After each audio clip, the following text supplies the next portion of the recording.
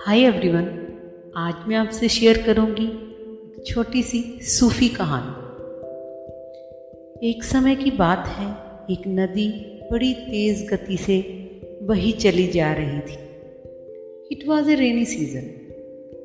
2 तिनके हवा के झोंके से उसमें आ गिरी and one straw was lying in the opposite direction of current.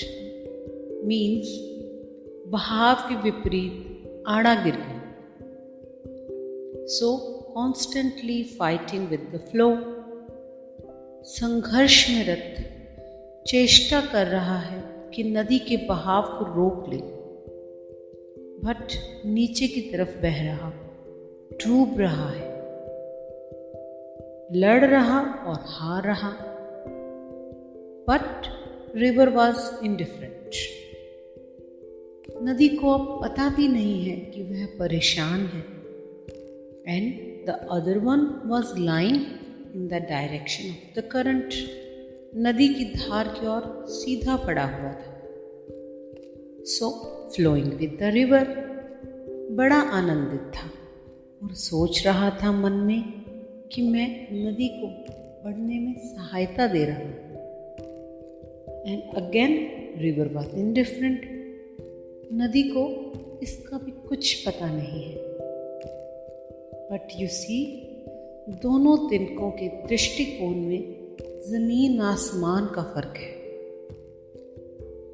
पहले तिनके के पास संघर्ष में तनाव के सिवा हाथ कुछ न आया, एंड द अदर वन जो बहाव में बह रहा, उसे तनाव का कुछ पता ही नहीं है।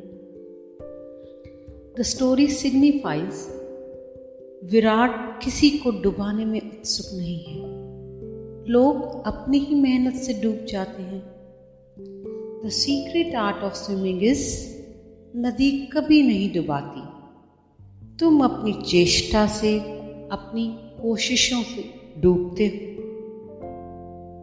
If you are ready, जिंदगी की धारा स्वयं ही आपको आपके गंतव्य तक पहुंचा देगी। Wherever it takes you is the shore।